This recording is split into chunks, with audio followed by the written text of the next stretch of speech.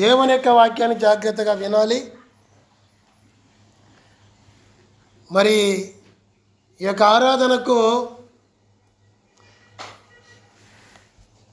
రెండు ప్రత్యేకతలు కనబడుతున్నాయి. ఆ ప్రత్యేకతలు నేను తెలియపరుస్తున్నాను, జాగ్రత్తగా వినండి. ఒకటి క్రిస్మస్ ప్రత్యేకత. ఏ ప్రత్యేకత? రెండు సంస్కారము ఆరాధన. ఏ ఆరాధన? సంస్కారపు ఆరాధన అనే రెండు ప్రత్యేకతలు. ఈ రెండు ప్రత్యేకతలు కలిసి మీకు వాక్యం చెబుతా. మళ్ళీ చెబుతున్నాను, ఈ రెండు ప్రత్యేకతలు కలిపి మీ వాక్యం చెబుతాను. జాగ్రత్తగా వినాలని కూడా మనవి చేసుకుంటున్నాను. ఇంకొక మాట, సీరియస్గా చెప్పాలా, నవ్వుతూ చెప్పాలా? మీరు అటు ఇటు చూడకంటే నవ్వుతూ చెబుతా, నవ్విస్తూ కూడా చెబుతా. లేదంటే సీరియస్గా చెప్పేస్తా. ఇప్పుడు చెప్పండి, సీరియస్గా చెప్పాలా, నవ్వుతూ చెప్పాలా? నవ్వుతూ చెప్పాలా? దేవునికి మహిమ కలుగును గాక, దేవునికి స్తోత్రము కలుగును గాక. మంచిది. ఒక రకంగా చెప్పాలంటే క్రిస్మస్ అంటేనే నవ్వు అని కూడా చెప్పుకోవచ్చు. క్రిస్మస్ అంటేనే నవ్వు. ఈ నవ్వుని గురించి బైబిల్ గ్రంథంలో ఎలాగయ్యా క్రిస్మస్ అని అంటే నవ్వుని చెప్పుకోవచ్చు అంటే, బైబిల్ గ్రంథంలో తండ్రి అయిన అబ్రహాముకు, విశ్వాసులకు తండ్రి అయిన అబ్రహాముకు ఇసాకు పుట్టినాడు. ఆ ఇసాకు పుట్టినప్పుడు ఇసాక్ అనగా అర్థం ఏమని చెప్పబడిందంటే, ఇసాక్ అనగా నవ్వు అని అర్థము. ఇసాక్ అనగా నవ్వు. ఎందుకంటే ఆయన జన్మను గుర్తు చేసుకుంటే అందరికీ నవ్వు వస్తుంది. ఎట్లా అంటే ఒక ఎగ్జాంపుల్ కూడా చెబుతా. నా వయసు ఇప్పుడు దాదాపుగా 57 పూర్తి అయి ఉంటాయి. కానీ నాకు 7 సంవత్సరాల బిడ్డ ఉంది. టౌన్లోకి తీసుకుని పోయినప్పుడు ఆ 7 సంవత్సరాల నా కూతుర్ని తెలియని వాళ్ళు చూసయ్యా నీ మనవరాలు అంటారు. కాదయ్యా నా కూతురు అంటే నవ్వేస్తారు. కారణము 50 ఏళ్ళ వయసులో దేవుడు నాకు కుమార్తె ఇచ్చినాడు కాబట్టి. నవ్వుతారా నవ్వరా? మీరు కూడా ఫస్ట్ నవ్వేసి ఉంటారు. ఇప్పుడు అయిపోయింది, మామూలు అయిపోయింటుంది. అవునంటారా కాదంటారా? 50 ఏళ్ళ వయసులో నాకు కుమార్తెనిస్తే నవ్వు అంటే, 100 ఏళ్ళ వయసులో తండ్రి అయిన అబ్రహాముకు కుమార్ని ఇచ్చినాడు. నవ్వుతారా నవ్వరా? ఆ కాలంలో నవ్వింటారు. కానీ ఈ కాలంలో ఎందుకు ఇచ్చినాడో మనకు అర్థమవుతుంది కాబట్టి మనం నవ్వము. అయితే దేని బట్టి మనకు నవ్వు కలుగుతుంది? ఎంత దుఃఖములో ఉన్నా సరే క్రిస్మస్ అంటేనే నవ్వు వచ్చేస్తుంది ప్రతి ఒక్కరికి. తెలుసుకుంటే, తెలియకంటే నవ్వు రాదు. తెలియకంటే నవ్వు రాదు. అందుకే క్రిస్మస్ గురించి కొన్ని మాటలు చెప్పి, సువార్త చెప్పి ముందుకెళ్ళి వాక్యం చెబుతా. మరి దేవుని పిల్లారా, క్రిస్మస్ పండుగ ఈ భూలోకానికి ఎలాగ వచ్చింది? ప్రశ్న. ఎవరి ద్వారా వచ్చింది? క్రీస్తు పుట్టినందున క్రిస్మస్ వచ్చింది. క్రీస్తు పుట్టకపోతే క్రిస్మస్ లేదు. క్రిస్మస్ లేకపోతే నిత్యజీవం మనిషికి లేదు. నిత్య మరణం అసలు తప్పేది కాదు. అందుకొరకు యేసుక్రీస్తు ప్రభు కూడా ఎలాగ పుట్టినాడు? ఒకవైపు ఎగతాళితో లోకస్తులు అవుతున్నారు, ఒకవైపు వాస్తవాన్ని తెలుసుకొని క్రైస్తవులు నవ్వుతున్నారు. నువ్వు నవ్వే క్రైస్తవులుగా ఉన్నావా? నవ్వకుండా ఏడ్చే క్రైస్తవులుగా ఉన్నావా? ఇప్పటికైనా ఏడ్చే క్రైస్తవులుగా ఉన్నావేమో, నవ్వే క్రైస్తవులు కావాలని మాట తెలియపరుస్తాను. ఎలాగా? అసలు యేసుక్రీస్తు ఎందుకు పుట్టినాడు? ఎందుకు చనిపోయినాడు ఆయన? అసలు ఎవరైనా? దేవుడు. దేవుడు ఎందుకు పుట్టినాడు? భూలోకముల మానవులంతా పాపము చేసి చచ్చిపోతూ ఉంటే ఏ పాపాన్ని బట్టి చనిపోతున్నారో ఆ పాప పరిహారం చెల్లించడం కోసం ఆయన అందరికంటే ప్రత్యేకంగా ఆయన ఈ లోకంలో పుట్టినాడు. ఎవరైనాలాగా పుట్లా.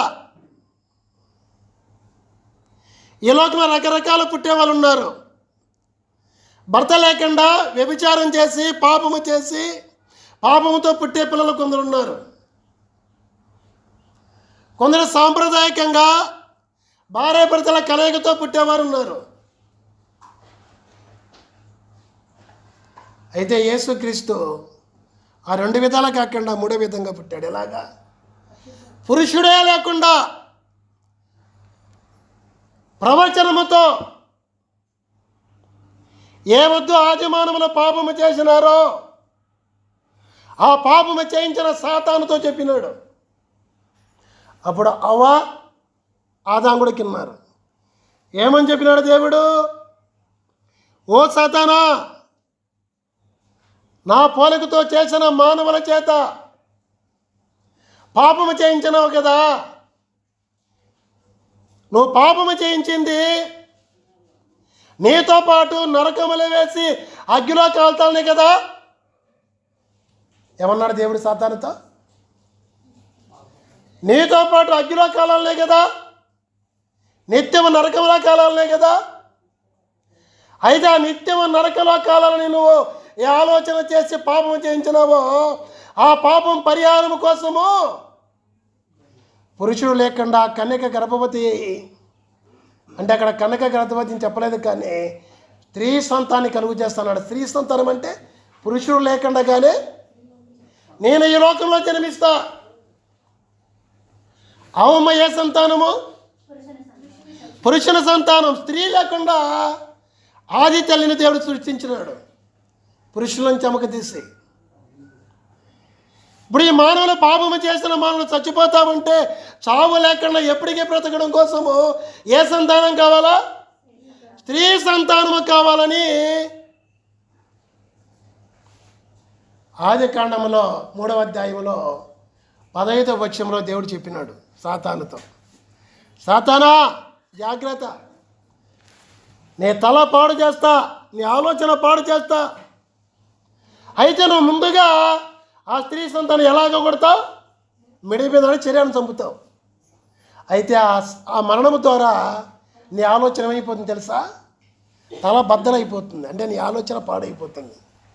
ఏ నరకానికి పోనని చెప్పేసి నువ్వు పాపం చేయించినావు, నువ్వు సృష్టించిన మానవుల చేత ఆ నరకంలో లేకుండా తప్పిస్తా.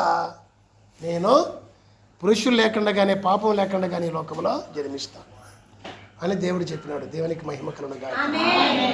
ఈ మాటను బట్టి దేవుడు యేసుక్రీస్తు గారు 2000 సంవత్సరాల క్రితం ఈ లోకంలో జన్మించినాడు. 33 సంవత్సరాలు జీవించినాడు. పాపం లేకుండా పుట్టిన ఆయన, పాపం లేకుండా పెరిగిన ఆయన, పాపలైన సర్వ మానవుల కోసమైనా చనిపోయి తిరిగి లేచాడు. వల్ల చనిపోయి చెప్పాలి, చనిపోయి తిరిగి లేచినాడు. దీంట్లో నవ్వాల్సిన విషయం ఏమిటంటే, నవ్వు అంటే నవ్వు కాదు కానీ సంతోషించవలసిన విషయం. చాలా నవ్వు కంటే ఎక్కువ హృదయంలో నిత్యము సంతోషించవలసిన అవసరత ఉంది. ఎన్ని రోజులు చెప్పాలి? ఎన్ని రోజులు సంతోషించాలి బాబు? నిత్యము సంతోషించాలి. ఒక్కరోజు కాదు, ఒక నెల కాదు, ఒక సంవత్సరం కాదు, 100 సంవత్సరాలు కాదు. నువ్వు ఎన్ని రోజులు బతికితే అన్ని రోజులు సంతోషించాలా. మన తర్వాత నీ సంతోషం పరిపూర్ణం అవుతుంది. ఆ సంతోషం లేదనుకో, నీ సంతోషం పరిపూర్ణము కాదు. ఆ సంతోషం నీలో కలగాల. ఏమిటా సంతోషము? ఒక చిన్న ఉదాహరణ చెప్తా చూడండి. నేను ఒక కూని చేసినా అనుకోండి, నన్ను జైల్లో వేస్తారా వీరా?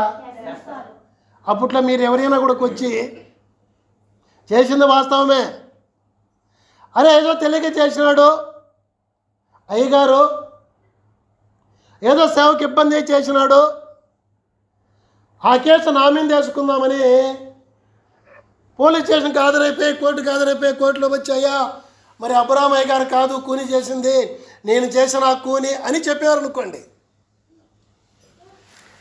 అప్పుడు కోర్టు ఏం చేస్తుంది? మిమ్మల్ని ఊరేస్తుంది, లేక మీకు ఏకజీవకారక శిక్ష చెప్తారు, లేక మీకు ఇన్నేనని చెప్పేసి శిక్ష చెప్తారు. నాకు శిక్ష తప్పిపోతుందా? తప్పిపోతా. అలాగా దేవాది దేవుడు, పాపం లేని దేవుడు, పరిచయం దేవుడు, పాపం మన కోసం ఈ లోకానికి పాపం లేకుండా పుట్టి, పాపం లేకుండా పెరిగి, మనకు బదులుగా చనిపోయి తెలిసాడు కనుక ఇప్పుడు నమ్మడం వల్ల మన పాపం ఏమైపోతుంది? దేవుడు పాపం పరిహారం చేస్తున్నాడు. ఆయన చనిపోయి తిరిగి లేచాడు కనుక విమోచన క్రయదనం. ఏమిటిది? విమోచన క్రయదనం. ఒకవేళ మీరు ఎవరు చెప్పలేదనుకోండి, నన్ను జైలుకేసేటప్పుడు ఆ చంపిన వారి కుటుంబీకులు ఉంటారు కదా, అప్పుడు వాళ్ళు వచ్చేసి ఏమంటారు?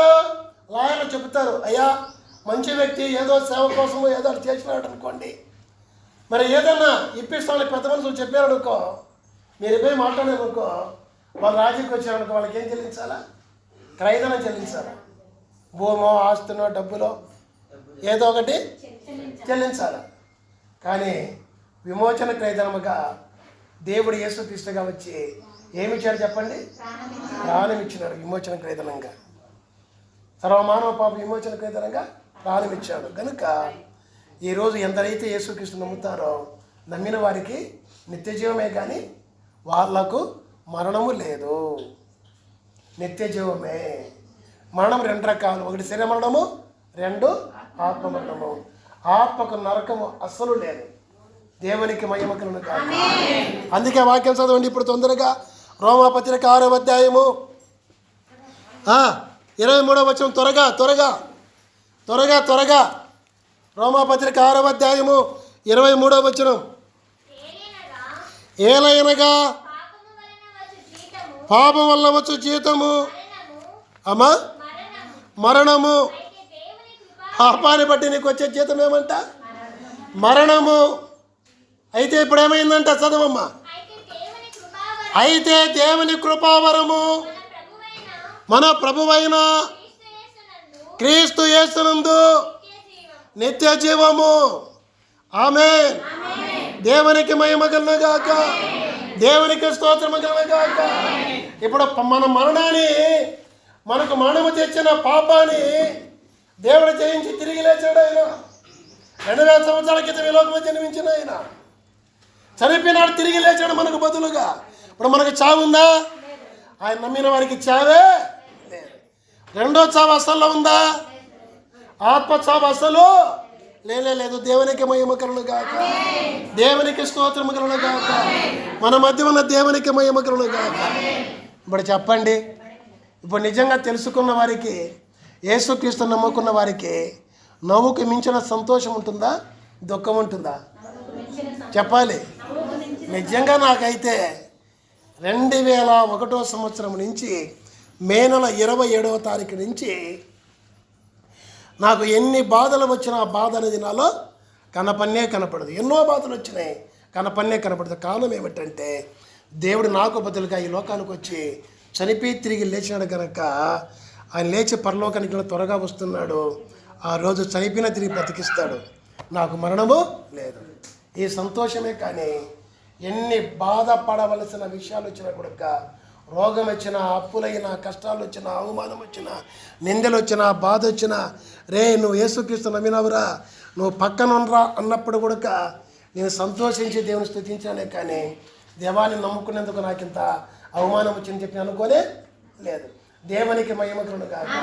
ఇంకా మాట చెప్పాలంటే అంతకుముందు 2001వ సంవత్సరం మే నెల 27వ తారీఖు చర్చికి వెళ్ళినా తెలుసుకున్నా.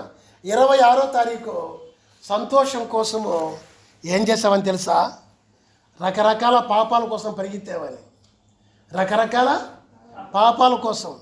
కొద్దిసేపు సంతోషము, ఆ తర్వాతంతా బాధ ఎక్కువే. కోట్ర మందు తాగితే 1 గంట 2 గంటలో సంతోషం ఉంటుంది, నిద్ర బాగా వస్తుంది. నిద్ర లేచిన తర్వాత లెక్కపోయిన బాధ ఒకటి, అనారోగ్యం బాధ ఒకటి, రకరకాల ఎవరు చూసిరో ఏమో అని అవమానం అనే బాధ ఒకటి, రకరకాల బాధలు. నిజంగా ఇప్పుడు అర్థమవుతుంది. ఆ మందు తాగినప్పుడు ఇంట్లో భార్య ఎంత బాధపడి ఉంటుందో. దాదాపుగా 2001 అంటే 10 సంవత్సరాలు అప్పటికి నాకు మ్యారేజ్ అయ్యి నా భార్య ఎంత బాధపడి ఉంటుందో 10 ఏళ్ళ తర్వాత అదే 2001 నుంచి నాకు అర్థమవుతుంది. ఎందుకు తెలుసా? పొరపాటుతో బస్సులో మందు తాగిన వారి పక్కన కూర్చుంటే దూరంగా కూర్చొని వాసన వచ్చినా కూడా తిప్పేస్తుంది. నా భార్య ఎంత బాధపడి ఉండాలా?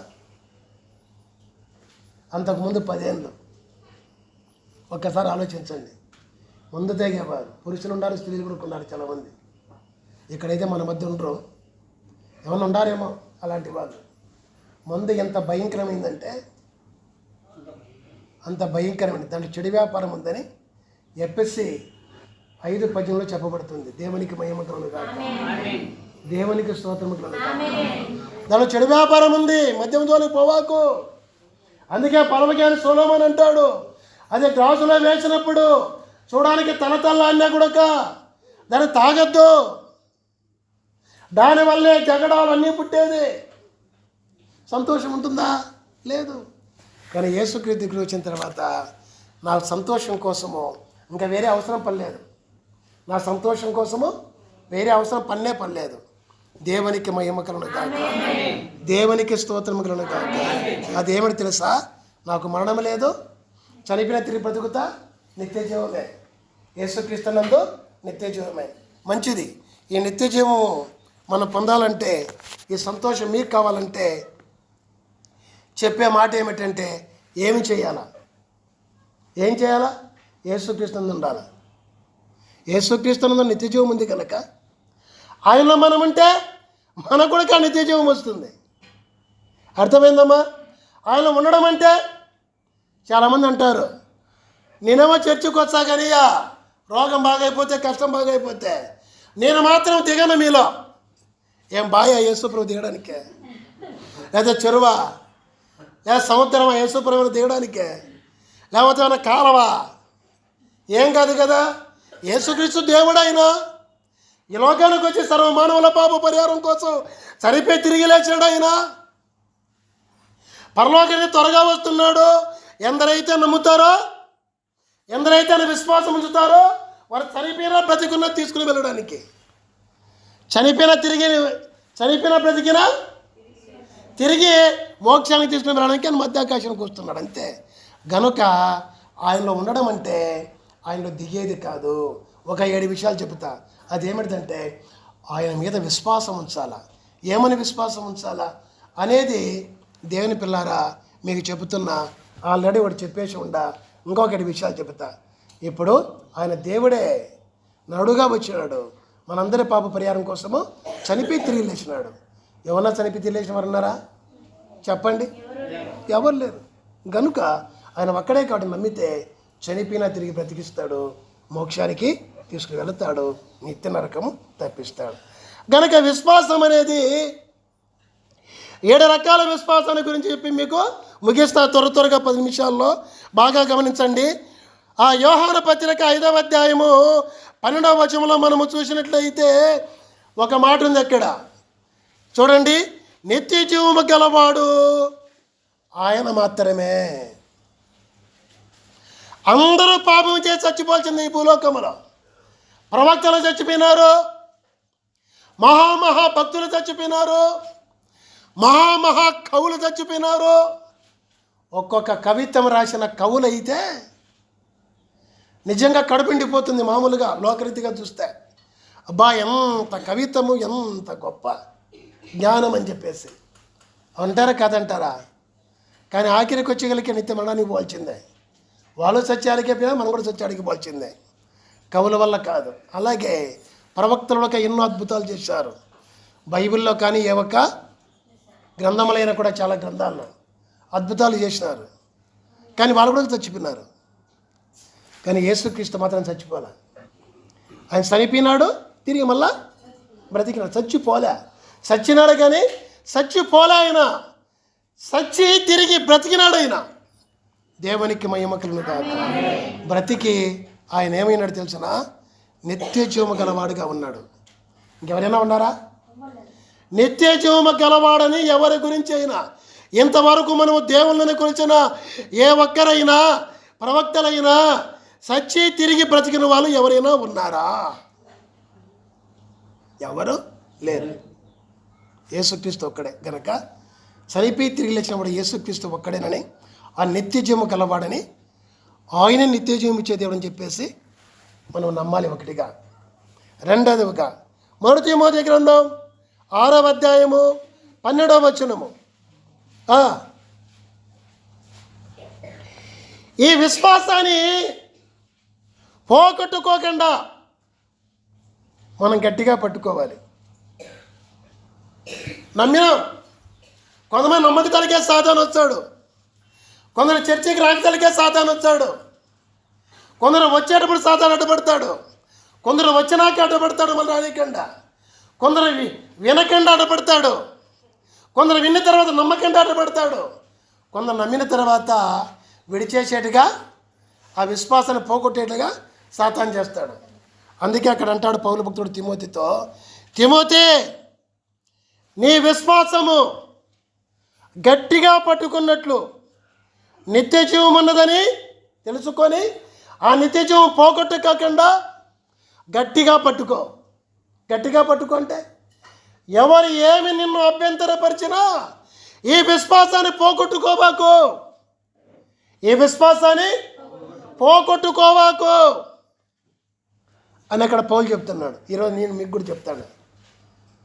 దేవుడు యేసుక్రీస్తుగా వచ్చి మీ పాపల కోసం నా పాపం చనిపోయి లేచినాడని విశ్వాసాన్ని పోగొట్టుకోవాకు. ఆ నిత్యము జీవించే దేవుడు అని చెప్పేసి విశ్వాసాన్ని పోగొట్టుకోవాకు. ఆ నిత్య జీవం గలవాడు ఆయన ఒక్కడే అని చెప్పేసి విశ్వాసాన్ని పోగొట్టుకోవాకు. ఆయన ఒక్కడే కాబట్టి నీకు నాకు నిత్య జీవం ఇచ్చే దేవుడు అని చెప్పేసి నమ్ము, విశ్వసించు. ఆ విశ్వాసాన్ని పోగొట్టుకోకుండా నమ్మిన తర్వాత గట్టిగా పట్టుకో. గట్టిగా అంటే గట్టిగా పట్టుకుంటే ఏమవుతుంది? చేతిలో ఉంటుంది. ఒక్కరోజు నడిచే పడిపోదా? పడిపోతుంది. ఈ మైకే పడిపోతుందంటే కింద పని ఏమవుతుంది? మైకి పడితే పగిలిపోతుంది, పని చేయదు.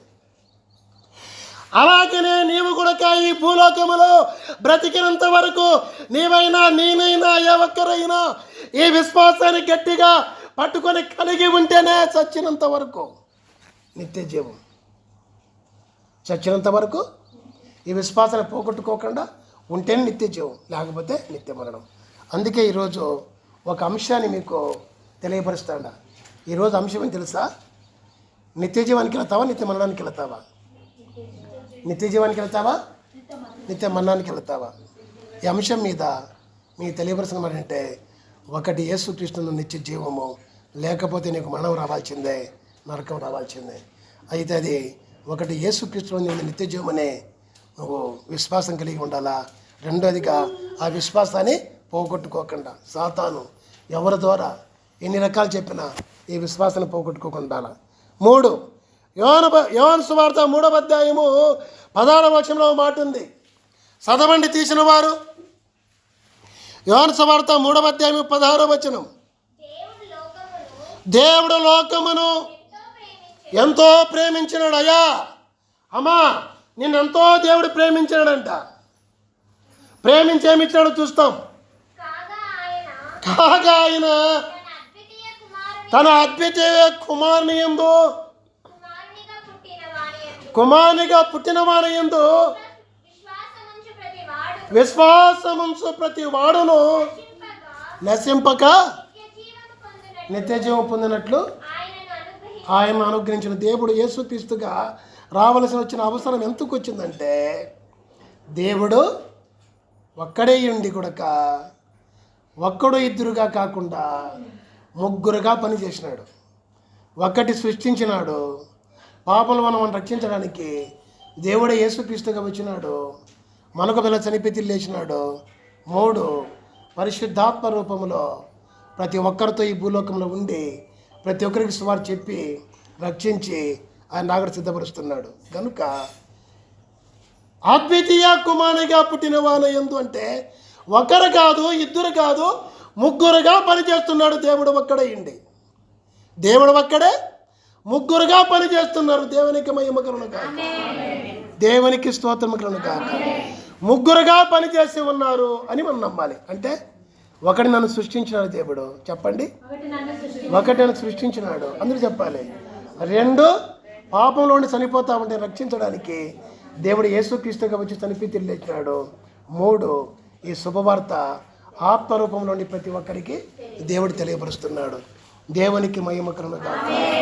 దేవునికి స్తోత్రం కలుగును గాక. ఈ విశ్వాసం కలిగి ఉండాలి. 1, నిత్యజీవం గలవాడైన ఒక్కడే. 2, ఈ విశ్వాసాన్ని గట్టిగా పట్టుకోవాలా. 3, ముగ్గురుగా దేవుడు ఒక్కడే కూడా ముగ్గురుగా పనిచేస్తున్నాడు. 3తో ముడిపడింది మనకి నిత్యజీవం. దేవునికి మహిమ కలుగును గాక. దేవునికి స్తోత్రం కలుగును గాక. 4వదిగా దేవుని పిల్లారా, యోహాను సువార్త 3:15 చూస్తే ఆడొక మాట ఉంది, ఈ విశ్వాసం కలిగి ఉండాలి. అదేమిటి తెలుసా? నిత్యజీవం ఇచ్చేదానికోసం ఏం చేశాడంట? 3:15 ఆయన ఎత్తబడవలసిన అవసరం ఉంది. చదవండి అమ్మా 3:15.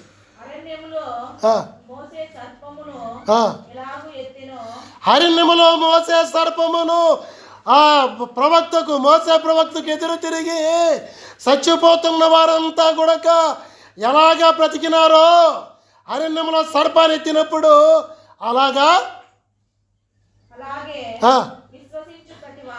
విశ్వసించు ప్రతి వాడును నశించకుండా, అంటే చచ్చిపోకుండా, నరకానికి వెళ్ళకుండా నిత్యజీవము పొందునట్లు అమ్మా మనుష్య కుమారుడు ఎత్తబడవలను. అంటే చచ్చిపోవాలా, తిరిగి బతకాలా, మళ్ళా ఏ మోక్షం నుంచి వచ్చినాడో ఆ మోక్షానికి ఆయన వెళ్ళాల.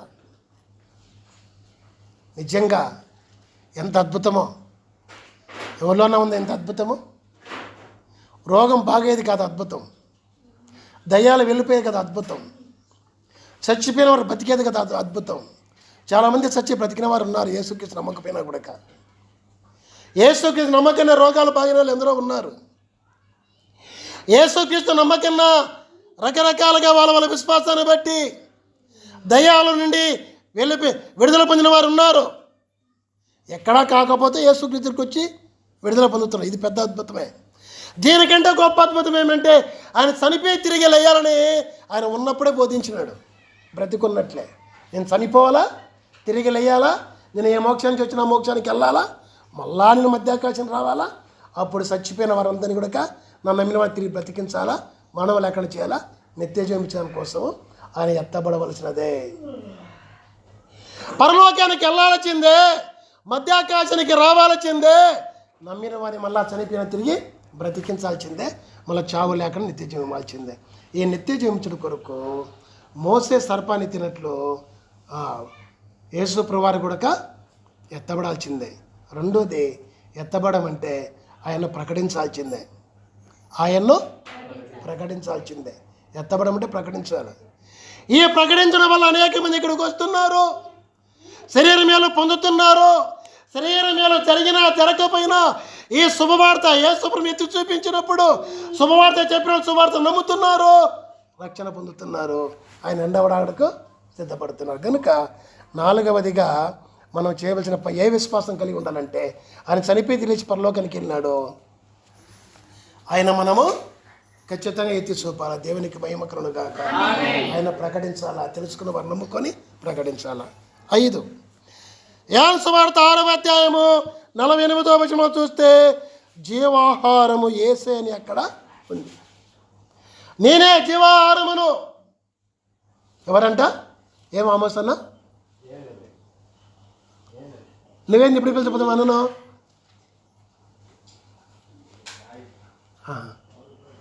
దేవునికి మహిమ కలుగును గాక.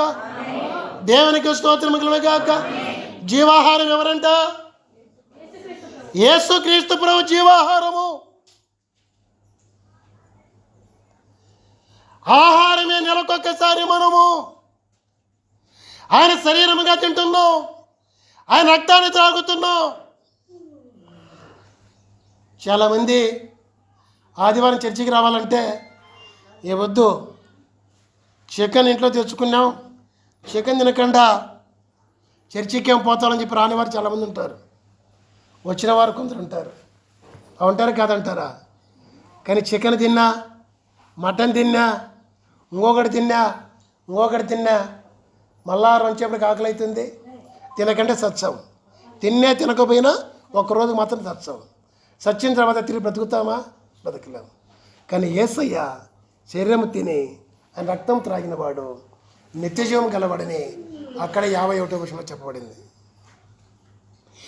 నేనే జీవాహారమును అని 48వ వచనంలో అంటున్న యేసు ప్రభువారు అదే అధ్యాయంలో 51వ వచనంలో అంటాడు, పరలోకం నుంచి దిగి వచ్చిన జీవాహారమును నేనే, నా శరీరము తిని నా రక్తము త్రాగువాడు నిత్య జీవము గలవాడు. దేవునికి మహిమ కలుగునుగాక, దేవునికి స్తోత్రము కలుగునుగాక. బోలో యేసు మహారాజుకి. నిజంగా యేసయ్య శరీరం తిని రక్తం తిరిగేవాడు నిత్యం బ్రతుకుతాడు, నిత్యము బ్రతుకుతాడు. మంచి పొట్టేలు మాంసం చెప్పుకోకూడదు పరిశుద్ధ స్థలములో. ఆ రోజు మా పెద్దలు చేసిన తప్పు, తర్వాత మేము చేసిన తప్పు. సంవత్సరం తిన్నాళ్ళు వస్తే ఖచ్చితంగా ఇట్లా టైంలో పొట్టేలు మేకపోతే పట్టుకొని మేపాల, బాగా కొవ్వు పట్టాల. ఆ రోజు దాన్ని కొయ్యాల, బలి ఇవ్వాల, తినాల. ఆ కొవ్వే 4 రోజులు పెడతాంది మా అమ్మ. ఎన్ని రోజులు? కొవ్వే 4 రోజులు.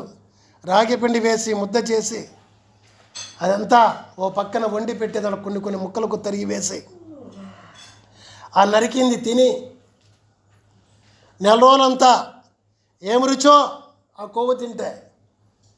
అది తిని మా పెద్దలు చచ్చిపోయారు లేదా? చచ్చిపోయారు లేదా?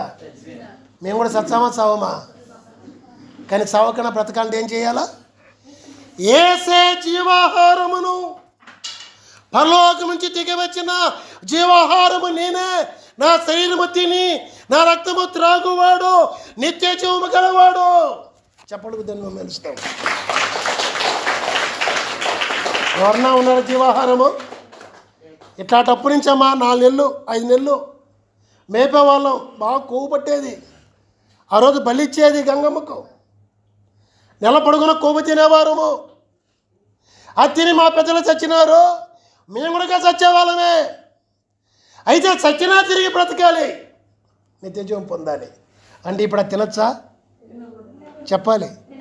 అది తినచ్చా? తింటే బతుకుతామా? నిత్యము మనం తప్పించుకుంటామా? అందుకే ఈరోజు యేసయ్య అంటాడు, పరలోకం నుంచి దిగి వచ్చిన జీవాహారమును నేనే, నా శరీరము తిని నా రక్తము త్రాగువాడు నిత్య జీవము గలవాడు. చెప్పండి, దాన్ని మహిమపరుస్తాం. ఇది దేని పిల్లారా? యేసయ్య నిత్య జీవము గలవాడు. ఆయన చనిపోయి తిరిగి లేచినాడు.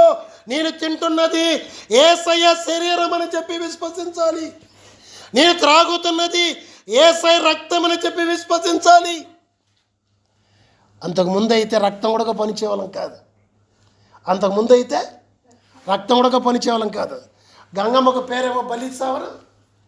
ఆడ ఆ రక్తం ఎత్తపోయి పట్టేది, మన రక్తం కూడా తెచ్చి తినేది. అందుకే బైబిల్లో దేవుడు అన్నాడు, రక్తము ప్రాణం కనుక రక్తముతో కూడిన మాంసం కూడా తినకూడదు. రక్తంతో కూడిన మాంసం అంటే చచ్చిపోయిన ఏ జంతువు అయినా దాంట్లో రక్తం ఎగిరిపోతుంది కనుక ఆ రక్తముతో కూడిన ఆ మాంసం తినకూడదంటే సచ్చినది కూడా తినకూడదు. దేవునికి మహిమ కలుగుగాక. ఇప్పుడు మనం తింటున్న యేసయ్య శరీరము రక్తములో ఏముంది చెప్పండి?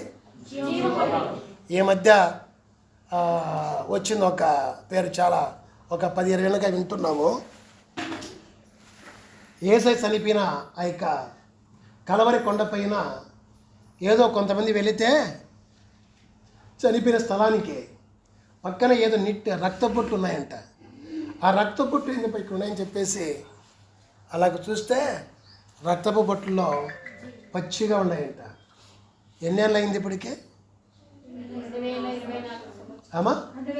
2024 సంవత్సరాలు. ఆ రక్తము పచ్చిగా ఉందంటే ఏముంది చెప్పండి? జీవం ఉంది. అందుకే నా శరీరము తిని రక్తం త్రాగువాడు జీవము గలవాడు. దేవునికి మహిమ కలుగుగాక.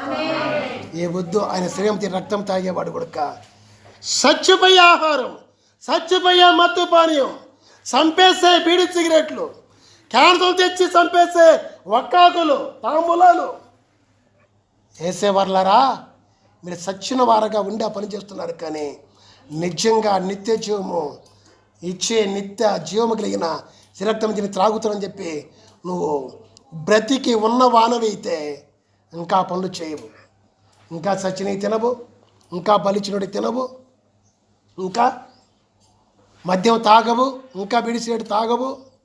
అవన్నీ చేస్తున్నామంటే నీలో ఏమి లేదు, జీవము లేదు. జీవము కలిగిన యేసయ్య శరీరము లేదు నీలో. తింటున్నావు కానీ శరీరము లేదు నీలో. యేసయ్య రక్తము తాగుతున్నావు కానీ నీలో రక్తము లేదు నీలో. అందుకే నువ్వు తిని తాగుతున్నావు. నువ్వేదో పెద్ద జ్ఞానం అనుకుంటున్నావేమో, పెద్ద జ్ఞానంతో అని చెప్పి అనుకుంటున్నావేమో. నీలో జీవము లేదు. అందుకే కొంతమంది దేనికి మేలుకుంటారంట, మళ్ళీ చెబుతా. ఇప్పుడు ఎన్నైనాయి? దేవునికి మహిమ కలుగును గాక.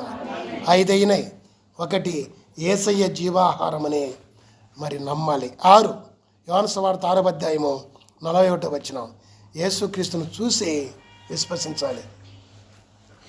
యేసుక్రీస్తును చూసి విశ్వసించాలి.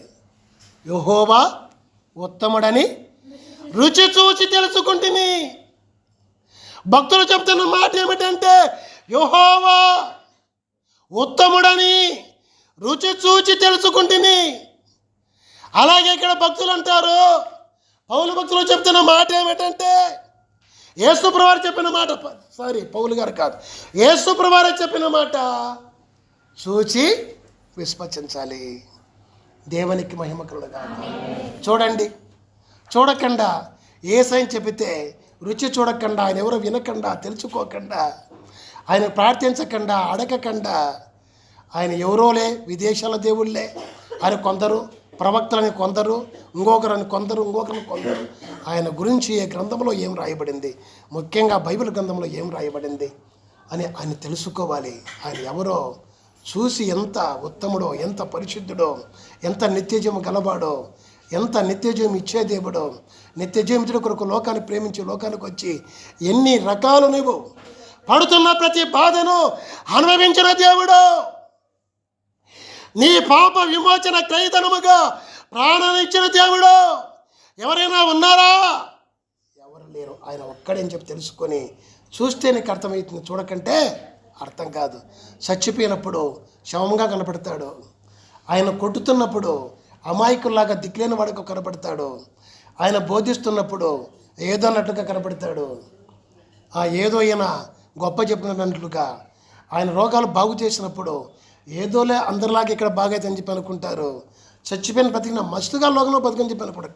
కాదు, ఆయన నీకు బదులుగా చనిపోయి తిరిగి లేచిన దేవుడు, పరలోకానికి వెళ్ళిన దేవుడు అని చెప్పి నువ్వు నమ్మాలి. దేవునికి మహిమ కలుగును గాక. ఆయన చూసి నమ్మాలి, కానీ చూడకుండా నమ్మకూడదు.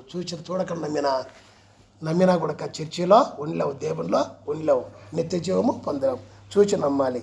7వదిగా అన్యులు విశ్వాసం ఉంచడానికి. ఏముంచడానికి?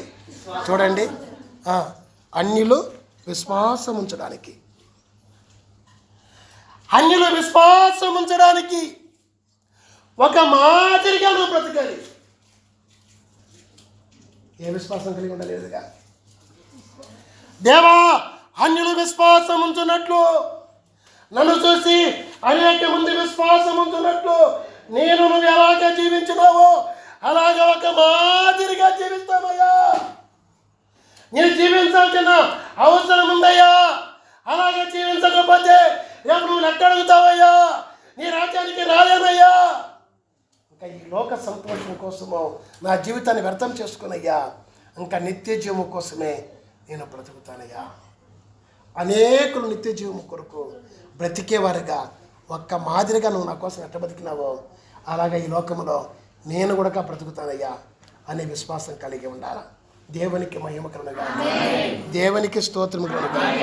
ముగింపుకు వెళ్ళిపోదాం. ఇప్పుడు చెప్పండి, ఏ విశ్వాసం కలిగి ఉండాలా? 1, యేసుప్రభువారు ఒక్కరే జీవం గల దేవుడు. 2, ఆ విశ్వాసాన్ని గట్టిగా పట్టుకోవాలి. 3, అనా నిత్యజీవం మనుషులకు ఇవ్వాలని చెప్పాలి. ఒక్కడే కానీ ముగ్గురుగా పనిచేసిన దేవుడు. 4, ఆయన ఎత్తబడాల్సిందే పరలోకానికి. మళ్ళా మధ్య అక్కడి నుంచి చనిపోయి నమ్మిన వాడిని లేపాలంటే అలాగే మనం కూడా ఆయనను ఎత్తి చూపాలి. దేవునికి మహిమ కలుగును గాక.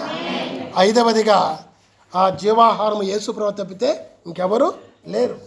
ఆయన శరీరం తిని రక్తం సాగినవాడు నిత్యజీవం గలవాడు. ఏమి తిన్నా, ఎంత విలువైన తిన్నా కొట్లాడతారు. కొంతమంది ఏం చేస్తారు? కొట్లాడతారు. పోయిన సంవత్సరమా కాదు, అంతకుముందు సంవత్సరం మేకపోతేనే ఇక్కడ కోయించినాం. మేకపోతేను కోయించి బిర్యానీ చేయించినాం. ముస్లిమ్స్ వాళ్ళ చేతనే కొట్టించిన కూడా ముస్లిమ్స్ వాళ్ళ చేతనే. అది చేసిన తర్వాత బిర్యానీ మాకు లేదు, ముక్క మాకు లేదు, ముక్క మాకు లేదు, ముక్క అందరిని పిలిచి ముక్కేయకపోతే అసలు దేవుడు ఒప్పుకుంటాడా? మరి ఏమైనా ముక్కలు ఇంతమంది వస్తారు, ఇంతమందికి ఇన్ని 3 ముక్కలని ఒక్కొక్క మనిషికి 3 ముక్కలు చొప్పున కొట్టించిన ఆయన. అంతకంటే ఎక్కువ తక్కువ వచ్చినారు. ఒక ముక్క లేకుండా ఎట్లా పోయింది? కానీ వడ్డిచ్చి వాళ్ళు సరిలేదని వాళ్ళు మార్చేసి జనరల్ ఫస్ట్కు మళ్ళా ఒక పొట్టేలు కోసి దేవుడిచ్చినాడు 2 గుడక. ఆ పొట్టేలు కోసినప్పుడు పొట్టేలు కోసినామా?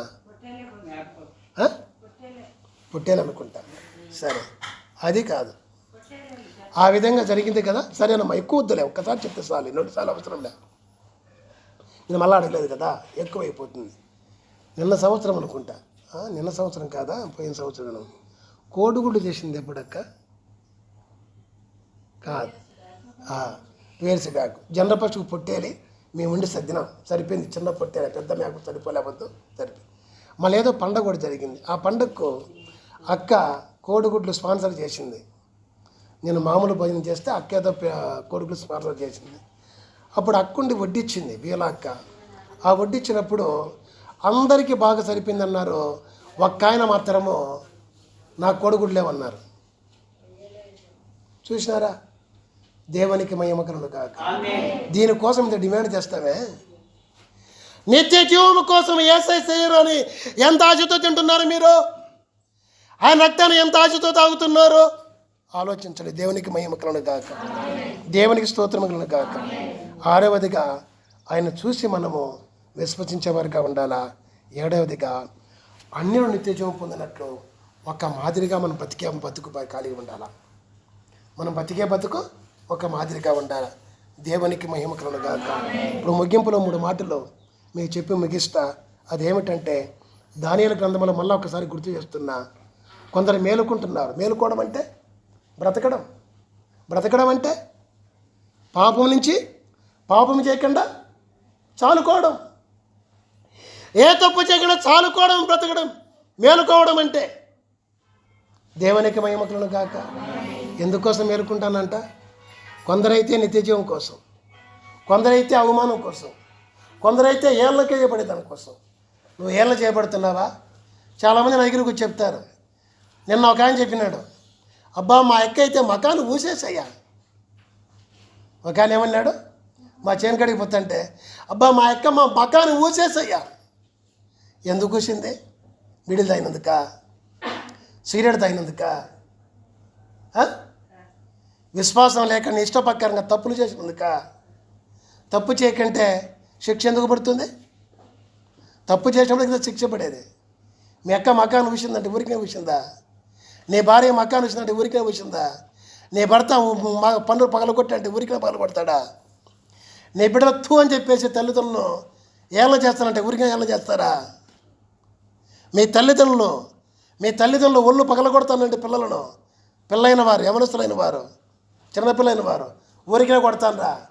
ఏదో తప్పు చేస్తేనే కదా ఊరికినే వస్తుందా? జాగ్రత్త. ఏళ్ళ కోసం మేలుకోవాకండి. నిందల పాలయ్యే దానికి మేలుకోవాకండి. నిత్య జీవం కోసం మేలుకోండి. దేవునికి మహిమ కలుగును గాక. ఇప్పుడు చెప్పండి ఇంకొక మాట. ఒక్కసారి చెప్పాడా, 2 సార్లు చెప్పాడా?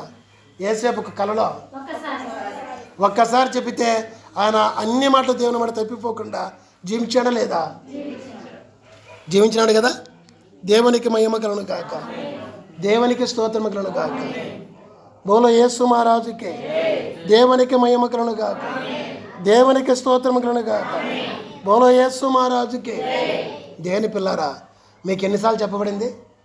ఎన్ని నెలలు చెప్పబడింది? ఎన్ని ఏళ్ళు చెప్పబడుతుంది వాక్యము? మేలుకోండి, మేలుకోండి, మేలుకోండి, నిత్యజీవం కోసం బ్రతకండి అని చెప్పాలి. మరి చేస్తానా దేవుడు చెప్పినట్లు? ఆలోచించండి. మూడవదిగా మీకు నిత్యజీవం ఇచ్చేదాని కోసమే. ఏముంది మూడో వాక్యం చదువుకున్నాం మనము? మొదటి పత్రిక 5వ అధ్యాయం 10వ వచనంలో మీకు నిత్యజీవం ఇచ్చేదాని కోసము ఆయన మృతి పొందినాడు. మీ నిత్యజీవం కోసమే చచ్చిపోతే మీరు సావకుండా బ్రతకండి అంటే ఆ నిత్యజీవం కోసం సిరక్తాలు తిని ఆయన నమ్మి పాపం చేయకుండా బ్రతకండి అంటే చచ్చిపోతామంటే ఇది ఎంతనేం ఆలోచించండి. మీ చావుకు మీరే కారణమవుతారా కారా? చాలామంది ఏమంటారు, దేవుడు చూసుకుంటాలే, ఇంతకంటే ఏం చూసుకోవాలా? నేను సృష్టించే నీ కోసం నువ్వు నశించిపోతున్నా, చచ్చిపోతున్నా, నరకనిపోతుంటే ఆయన ఈ లోకానికి వచ్చి ప్రాణం ఇచ్చా, ఇప్పుడు మళ్ళా మీకు ప్రకటించా, రోజు రోజు గద్దించి చెప్పించే నిత్యజీవం కోసం తండ్రి, నిత్యజీవం కోసమే తల్లి. గద్దిస్తే బాధపడుతున్నావా, దుఃఖపడుతున్నావా? సచ్చేది నీవే, దుఃఖపడద్దు. గద్దింపుకు లోపడు, జ్ఞానవంతురాలు అవుతావు. గద్దింపుకు లోబడు, జ్ఞానవంతునం అవుతావు. ఇప్పుడు చెప్తున్న మాట ప్రకారంగా నిత్యజీవం కోసం తిని త్రాగు. దేవునికి మహిమ కలుగును గాక, దేవునికి స్తోత్రము కలుగును గాక. బోలో యేసు మహారాజుకి. ఇప్పుడు అంశం ఏం చెప్పండి? నువ్వు నిత్యజీవం పొందుతావా, నిత్య మరణం పొందుతావా? ప్రతి ఒక్కరు చెప్పాలి. నిత్యజీవం పొందుతావా, నిత్య మరణం పొందుతావా? మరి యేసయ్యను నమ్మాలా లేదా? 7 రకాల విశ్వాసం కలిగి ఉండాలా. ఏదో విశ్వాసం కాదు, 7 రకాల విశ్వాసం కలిగి ఉండాలా. దేవునికి మహిమ కలుగును గాక, దేవునికి స్తోత్రం కలుగును గాక. క్రిస్మస్ సందర్భంగా కీర్తన పాడుకుందాం. 16వ కీర్తన. దేవునికి మహిమ కలుగును గాక, దేవునికి స్తోత్రం కలుగును గాక. నేడు దేవుడు నిన్ను చూడవచ్చినాడు, నేడు దేవుడు నిన్ను చూడవచ్చినాడు. మేలుకో నరుడా, మేలుకో నరుడా, మేలుకో. నేడు రక్షణ నాడు నీ కోసమై, నేడు రక్షణ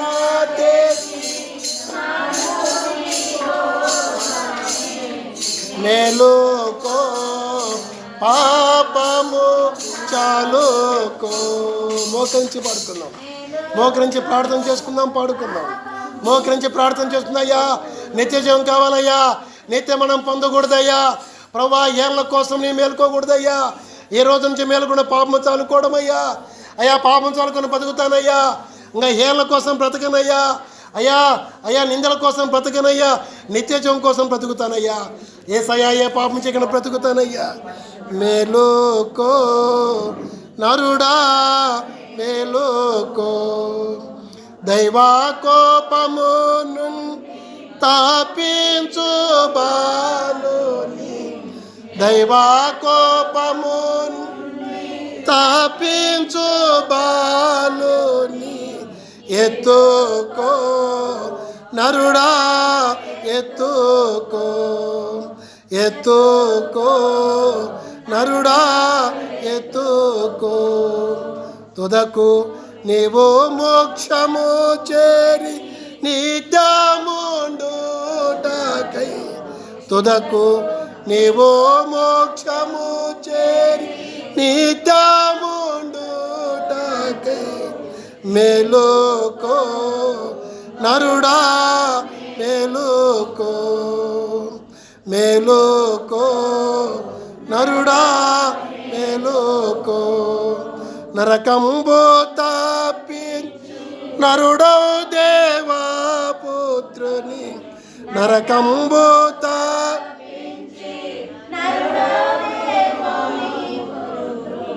పుచ్చుకో నరుడా, పుచ్చుకో నరుడా, పుచ్చుకో.